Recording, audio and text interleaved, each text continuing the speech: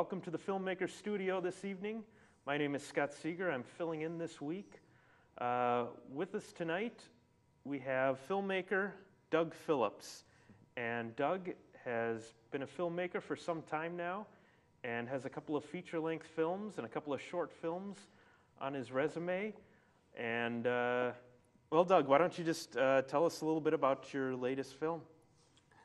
Thanks for coming. Thanks for yes. coming to the Filmmakers studio, first of all. Thank you, and congratulations on Appreciate finishing your latest. Yes. What's it about? My newest film is called Remake. It's a horror film with Christian sub-themes. Shouldn't give everything away, but it has an anti-porn message and an anti-snuff message in case anybody needs one. And it's pro-unconditional forgiveness and pro-doing the right thing regardless of the cost.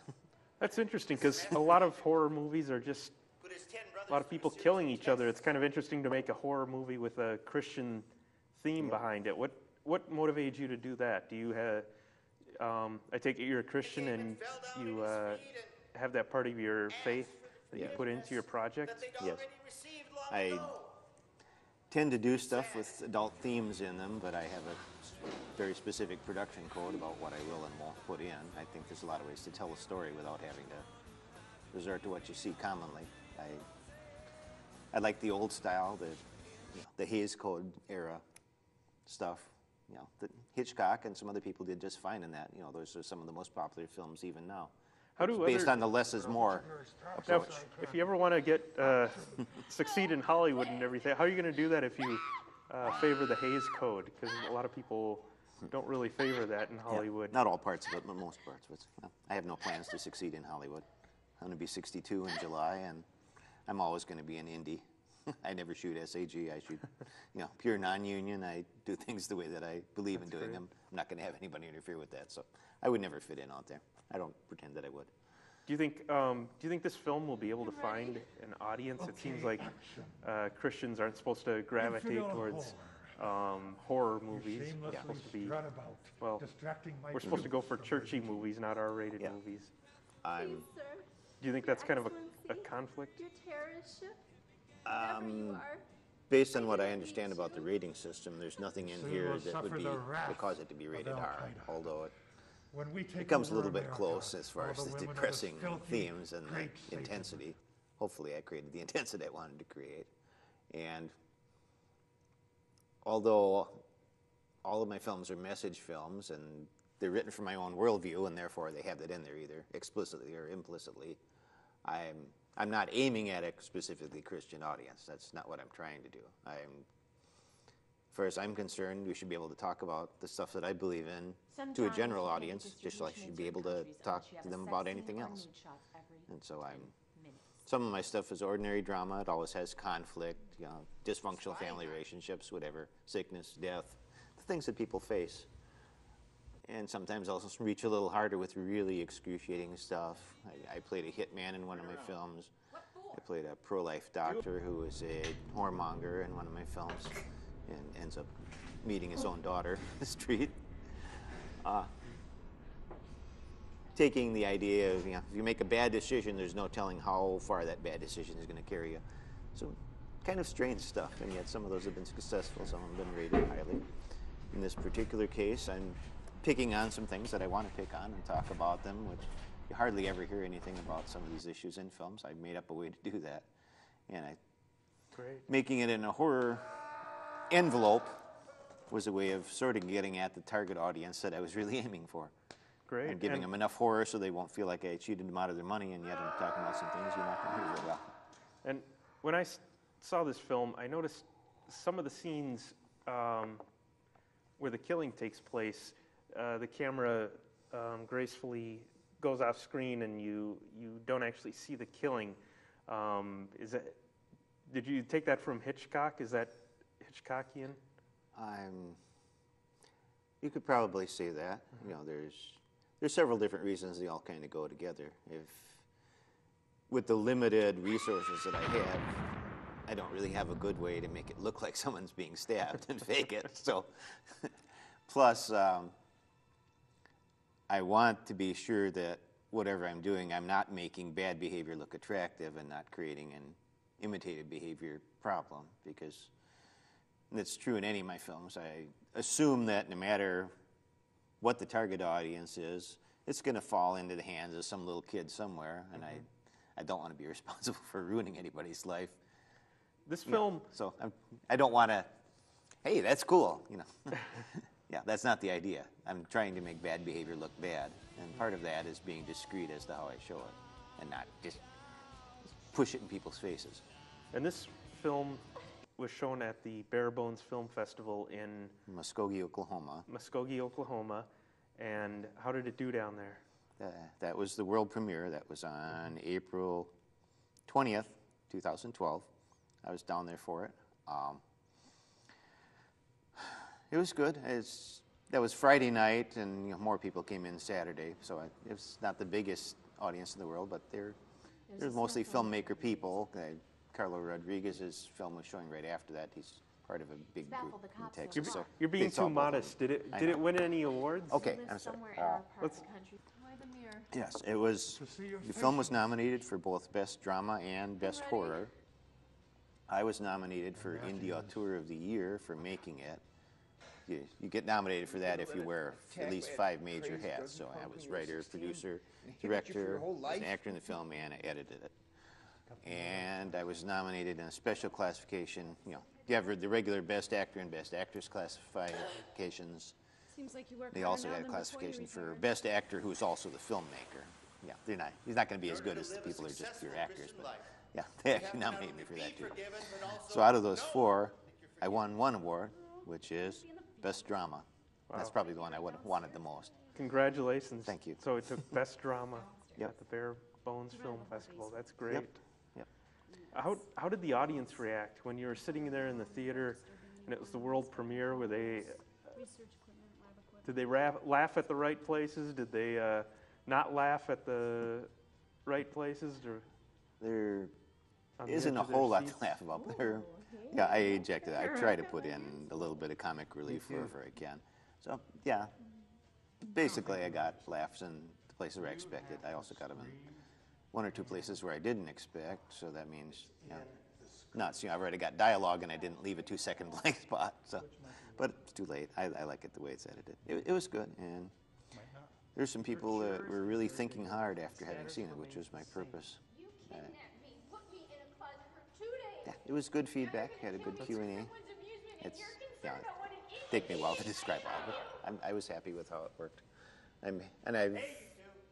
I haven't actually had a local premiere here in the Twin Cities yet. I'm trying to nail down a theater that I can afford where I can do that and have a cast and crew screening and premiere combination. I hope to do that in the next few weeks because the cast and crew hasn't even got their copies. They haven't seen them. Boy. I'm holding out on them, even though they know it's been shown somewhere else. I don't want to go too long that way. Yeah.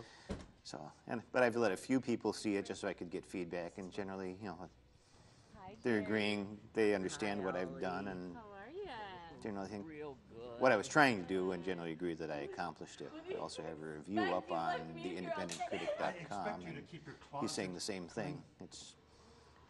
He's very tough with his ratings. He's got a 0 to 4 scale, and hardly anything gets a 4. Some of the films that I really like out of Hollywood, they're rated as 3s. Some are rated 2.5s. He rated Man on Fire as a 2, which I thought was kind of low because he's saying all that fancy camera work distracted from it. Mm-hmm. And he doesn't have a separate scale for Indies. It's all on the same scale. He rated me as a 2.5. I was very happy with that. Would be He's too. saying it's like 8mm meets the Grace card, and it works. You have, you've mentioned you have certain themes in your movies. Mm-hmm. What I assume you've had these kind of ideas in your head for a long time on how society should act. The anti-porn message, the pro-Christian, pro-forgiveness message. Mm-hmm. What made you decide to incorporate these into film? Why did you choose film as your medium?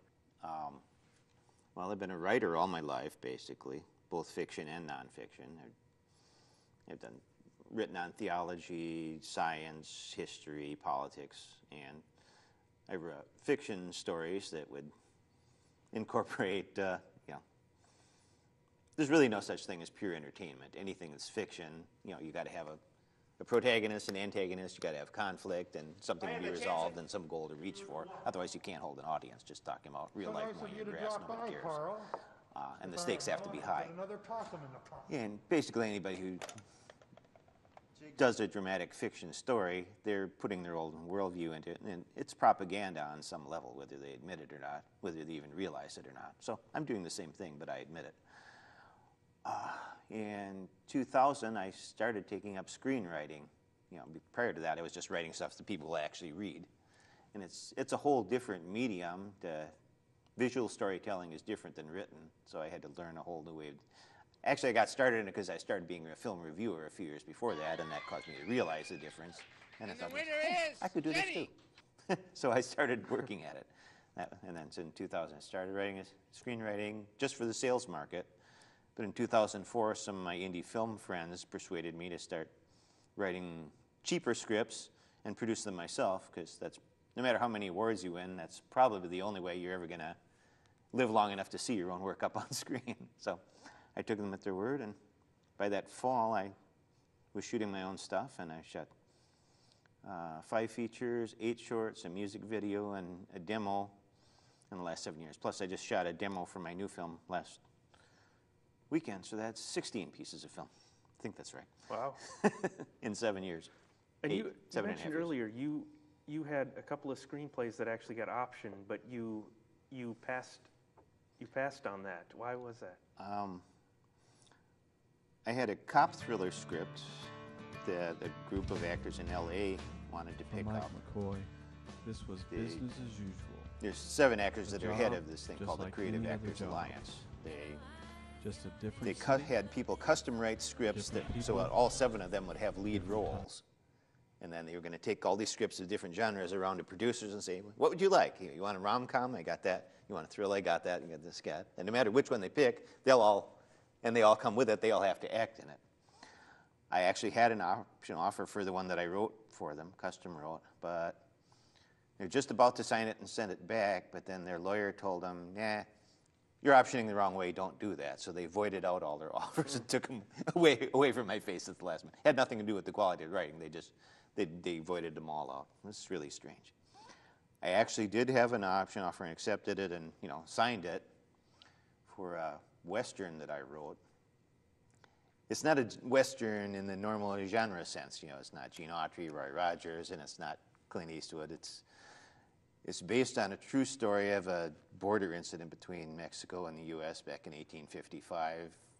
It's kind of complex. It's an unlikely hero story. You've got the 2 brothers of a young girl who gets raped by this bandit gang, and they hunt down and kill off every last member of the gang one by one, and then get stuck in a Mexican jail, and then our cavalry frees them up and brings them back across the border, and the president of the United States gets involved, deciding whether he's going to send them back or not. Finally decides that he won't. All that actually happened. So and the president actually said, this is the most audacious feat that's ever been brought to my attention. And that's the only line of dialogue in the film that's real. I had to create a bunch of backstory on the characters and flesh them out, because it's all based on a 1-column article that I found. I wrote that. I entered into a lot of screenplay contests and got some good play on it. I got to go down to Las Vegas and get an award from it from Lieutenant Governor of Nevada. It was in the Bare Bones Film Festival as in their screenplay contest sidelight. And finally, I had an option offer from a guy in the Netherlands who he's made several feature films. One of them is distributed in the U.S. by Miramax. And he said, hey, I always wanted to make a Western. I want this. So he gave me an offer. I signed it. And then he gave me script changes to make. I was okay with the changes that he gave me, and I made those and sent him a new version. But then he had passive investors he had to bring on board, so he did enough. When you shoot a cowboy movie, you got period piece costumes, authentic weaponry, you got wrangling the horses. That runs into a lot of money. Even if he shoots in Europe, he's got to have a location that looks right. That's probably going to run in the millions with a union cast. And the passive investors didn't really care about the story. He and I both cared about the story, although I cared about it most because it's my story, and I wrote it for a specific reason. So they're coming in. All they care about is what's my return on investment going to be? Right. Is it going to go? Will people buy it? You got to stick a star in here. You got to have somebody on the cover. All that stuff. And have the first 5 minutes be cool, be a grabber and over, and after that, we don't care if the story's good or bad. By then, we've already sold him the rental. And they were giving him changes, and he's passing all the changes to me, conglomerately, and these are coming from, I don't know, maybe 2, 3, 4 different people, and some of the changes don't make any sense. Some of them are ripping the heart out of my story, based on why I originally wrote it. That's all being lost. Now it's just generic Western, and it doesn't mean anything. Plus, some of the changes, they're contradictory. This one's telling me to do that, and this one's telling me to do just the opposite. I can't do them both, even if I wanted to. So at some point, I picked through all that mess and made as many of the changes as I felt I could and still be true to why I wrote it, and the rest of it I just refused. And so he couldn't do anything without the rest of the changes. He couldn't get his financial backing. He wasn't going to have a secondary writer to screw it up and have different voices, so that meant it's dead in the water. And the way that I signed it, I can't get the option back ever. So And did that experience... I'm never going to do that again. Did that affect you going into filmmaking for yourself and just saying, I don't want to be a writer anymore, I'll be a writer and a director and an actor and an Actually, editor? I was already making my own films by the time I got that option. But it probably pushed me even harder that way. And I learned a lot of things the hard way. And how many features do you have behind you? 8 now?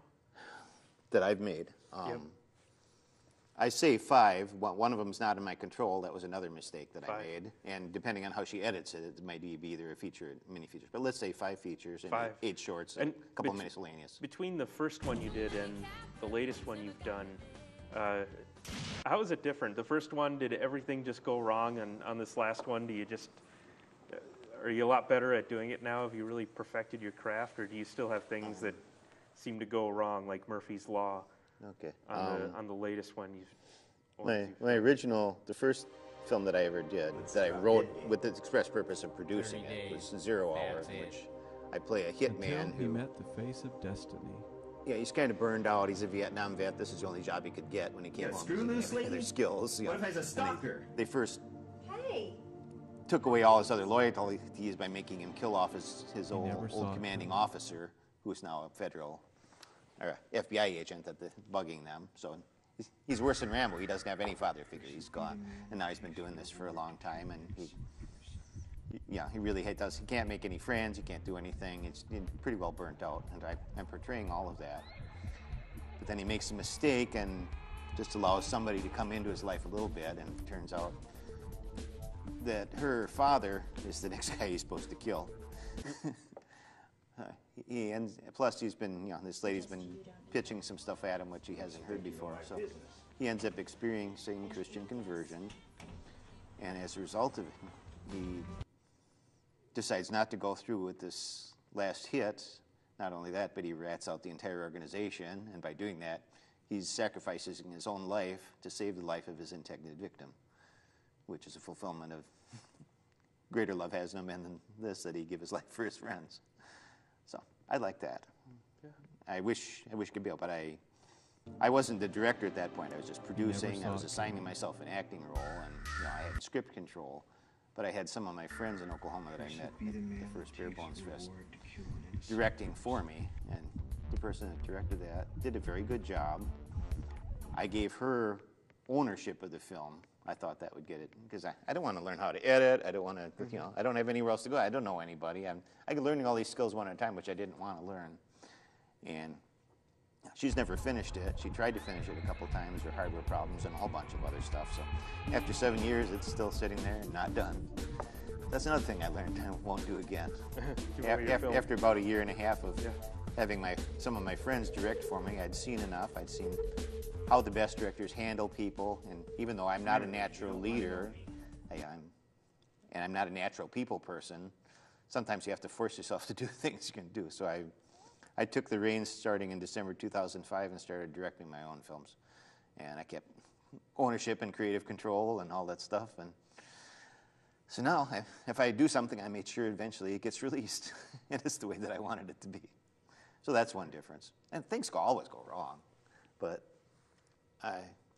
another director that I used before I started taking over myself, I watched him. He had a whole crew, they all bailed out on him. He had a second crew, they all bailed out. So he had to shoot a whole weekend with no crew, just shoot himself, and have the actors who weren't busy at the moment, do the boom and step in. And then his camera got smashed right after during the second shot. We had to scramble and get a camera to finish the shoot. This is in Oklahoma City. I had to drive down there for that. And then he has a day job too. He's a supervisor, and the kid that was supposed to work in the reference library that he's in charge of that weekend didn't come in. He said, "I traded with this guy," and the other guy said, "No, you didn't." He had to handle all this over the phone while he's trying to shoot. And yet he was very, very gracious. He never let himself get flustered. Whatever happened, he only concentrated on how to solve the problem, not on getting uselessly mad about what the problem was. So by watching him, I took a lot of stuff out of his playbook, and I tried to be that kind of director. I try to be an actor's director, because there's always stuff that I know what bothers them. I try not to make things bother them any more than they have to. So I guess I'm doing well. Some people, I shot in Oklahoma for 4 years, and then I took a year or two off translating over to working up here because it's just too far to drive and do that kind of thing. So now I shoot up here. I shoot on weekends. If we don't get all the shots done, we'll come back the next weekend and do it, and keep working as long as we have to until we get a decent product instead of having it feel like a rush job. And I'm getting to where people, for a while I was having trouble finding enough people to work with me, but now I've got so many people that have heard about me, and most people must think I'm okay, because I'm getting more people that want to work with me than what I've got room for. That's great, yeah. I hate to leave anybody out, but that's the best problem to have. Build a name for yourself over the years. What filmmakers or maybe directors, what were some directors who were influential on you? You mean Hollywood, Yeah, your major favorite director. Your favorite movie director. Well, Hitchcock, definitely. I like the stuff that Steven Spielberg does. I like James Cameron, although I really can't afford to do anything like either of them do. But films 30, 40 years ago, even go back to the 40s, it's worse yet. They have this extremely slow pace, of telling the action versus what everybody's used to today. And sometimes I go for a fast pace because I got a lot of material I want to stick in here, and I still want to keep it under 2 hours. I had a problem with this. It was 127 minutes, and I had to edit it down to 118. So I cut every second I could everywhere. Plus, I had to cut out some material which I didn't want to cut. But other times, if it's not that much material, I'll take my time, go slow. I'll play a whole song in the background and let the song lyrics move the story along. I'm not really married to any exact approach, but in general, I know what I'm trying to accomplish, and in any given story, I know how I want to accomplish it, and I hope that I manage to have the freedom to do that. And whether the pacing, people are expecting a fast pace and it's slower or the other way around, I might throw them a change-up pitch. But what advice would you give to younger filmmakers? Being that you've been around for a while and you've got a couple of features under your belt? I really didn't want to be wearing all the hats that I wear. I'll admit that. I just wanted to write and have somebody else direct. I didn't want to learn those skills because it's not really natural for me. But I did it so that I could have more creative control and really accomplish my vision. I didn't want to learn editing, but I'm forced to because I didn't have any other people available that had high-def editing stuff. All my cinematographers I was hiring shoot in high def now. I didn't have a choice. If I knew all this was going to happen, it might have scared me off. I might not have gotten in the first place. But I got it one by one. Yeah. I would really hate the idea of trying to bite this off all and doing what I do now, stone cold. Writing and producing and directing and editing. I'm glad that it worked out that I got to learn a piece at a time. And that happened because I had some really good people that I met that I could work with. They were very supportive, starting with the indie community down in Oklahoma, and eventually I translated over to here. There's good people everywhere. And within either of those film communities, I had to meet a lot of folks, and out of all the ones I met, figure out which ones were comfortable with me and that I was comfortable with, that I could work with. And you can't get along with everybody. Nobody can, but you slowly figure out who's good. Well, we're about to wrap up here. We appreciate you coming on the show. Yeah, it flies by like nothing, doesn't it? It does. I understand you have 2 films out in distribution right now. Is that correct? My 2006 film Heard and 2007 film Lucky Day are Hurt available. and Lucky Day. Yeah, And where can we find and those? Remake. I'm not sure when this will be broadcast, but Heard has been available on Amazon for a couple of years, and I'll have Lucky Day up there soon. I wanted for a long time to re-edit it, but I never got to it, so I'm going to put it up there. And then this one will be too. All three of them are available at underdogs.com as DVD sales, and all three are in the process of being loaded on hitflix.com as downloads or streaming or whatever it's called. And I've had inquiries for some more networks, so there's no telling where they're all. I just have to Google them and find them. Well, 3 films in distribution. That's pretty impressive. Yeah. So. And I'll have Lightning Strikes Twice out, hopefully, in the next year. Another feature. All right. Well, thank you for coming on, Doug. Thank you very much. It's very interesting Appreciate having it. you on. And with that is all we have for you this week on the Filmmakers Studio. Again, this is Doug Phillips, and the movie is, well, we show him the movie Remake. And my name is Scott Seeger, and it's been a pleasure having you. And we'll see you next week at the movies. Thank you, Scott. Good work.